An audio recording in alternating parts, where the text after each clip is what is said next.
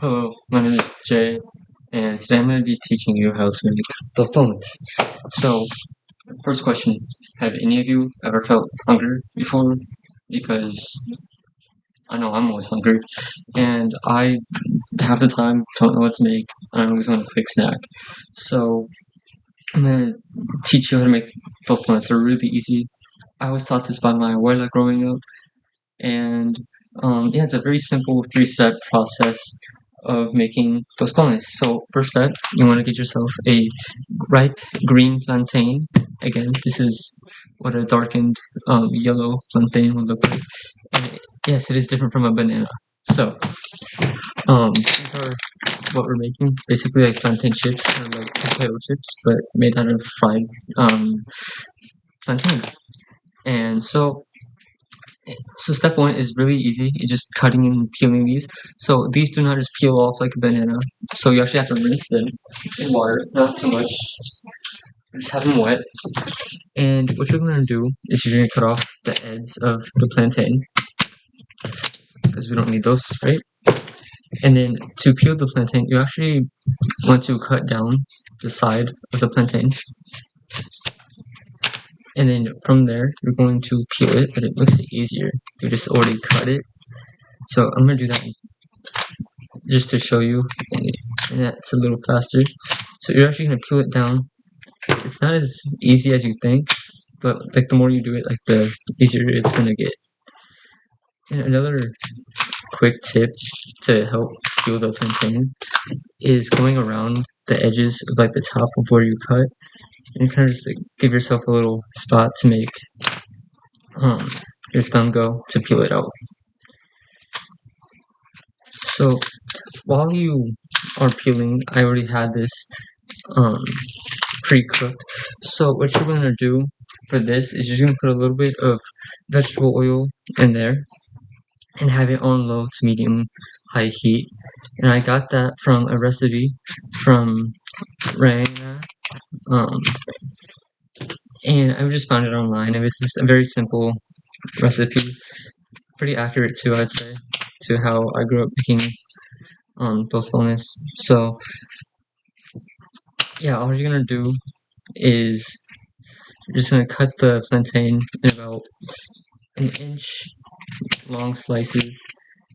And since we're not gonna be frying those immediately, I'd put them into a bucket of water for about 10 minutes, not a bucket, but like a bowl. And so once you have those, what you're gonna do is you're just going to take the plantain and you're going to put it into the fryer and make sure that it's not too hot because otherwise the oil is going to steam instead of fry.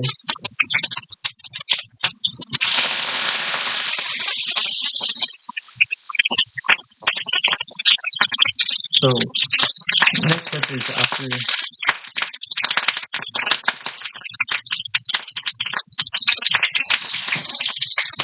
after taking them out of the water, you want to make sure that you don't do what I just did. You're going to want to dry off the plantain before putting it into hot oil. So while that's cooking, you're going to want to rotate those, make sure that the oil gets all the way around it, and just have that cooking, like I said, for 3 to 4 minutes. Since I don't want to wait that long, I went ahead and pre-cook some. And while those are cooking, I'm going to show you the next step, which will be smashing the plantain to make them more tostones. So this is what they should look like after they're done. See that color difference? Nice golden brown. And then once you have a few of these out, you're going to want to grab your tostonera. And if you don't have a tostonera, you can always just use like the bottom of the glass. So what you're going to do is you're just going to smash it. And you want that to be about 1/4 of an inch. Should look like this. Just a nice chip look to it. I'm just going to put it back into the oil, the frying oil. and you're gonna leave it there for about a minute.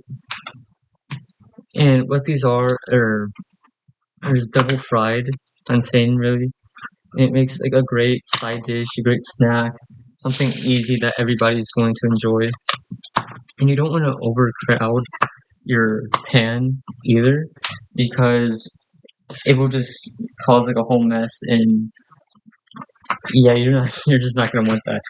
So once we have like a few of our uh, single fried plantains in there, you're just gonna wash them, make sure that nothing too crazy is going on. And another way that we can make tostones is using the ripe plantain, like the black, yellow one. And instead of making tostones with that, you actually make something called a manduro. And that's also like a sweeter version of the tostones. So while you have the tostones, you can put them in water again while you're waiting, so that they don't like go bad.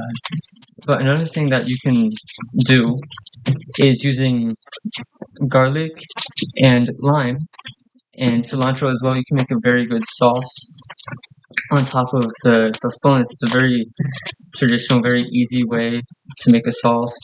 Or even also, you could just like dip them like into water with those things in there. So after a while of cooking, you're just going to want to put just regular salt, just table salt, onto these almost immediately, because you won't want them to taste too sweet. So it's a very good idea just to add a little bit of salt to them after they're done frying, just so that it has like a very good like chip taste. And then once you're done, this is kind of what it should look like. Just a very fried plantain. They're actually really good. So the cultural significance behind these is that we just really eat them for almost anything. They're amazing and very easy to cook. So between Isabel Delgado, Vasquez Tabares, and Rena Lopez, and my grandmother, I'd say that these are just an amazing sweet treat to have. So thank you for listening, and the very easy 3-step process: cutting your plantain, frying them once, frying them twice, and then adding salt. Thank you.